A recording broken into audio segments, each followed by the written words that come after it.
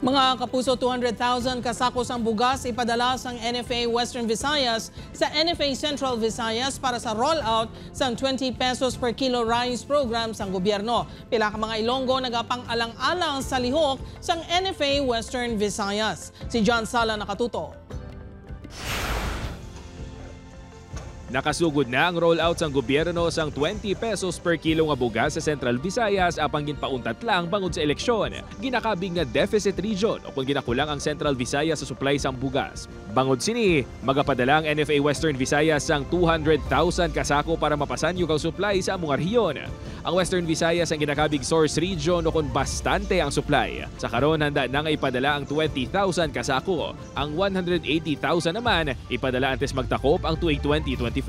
Magluwas sa 20 pesos rice program. Ini ang paggagamiton man sang DSWD Central Visayas. Obligado po kami tumulong sa ating mga deficit region. So, it is not only NFA Region 6, tulong-tulong din po ang ibang regions. Matapos ang eleksyon, ginalauman man nga magasugod ang rollout sang 20 pesos rice program diri sa Western Visayas.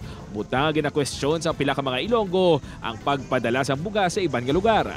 Hindi gid kay kita gani kakulang pa tapos sa iba madonate pa kita sang rice naton kay kita mahal na nga daan i-donate pa naton. Apang suno kay Direktor Lintag, bastante ang supply sang bugas sa rehiyon. Wala man sang dapat kabalakan ng publiko sa tion nga ipatuma na ang 20 pesos rice program sa Western Visayas.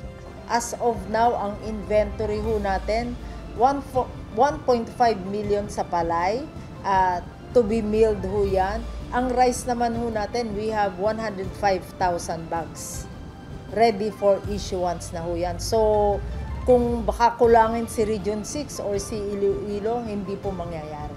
Upod kay Hans Desierto, John Sala. 1 Western Visayas.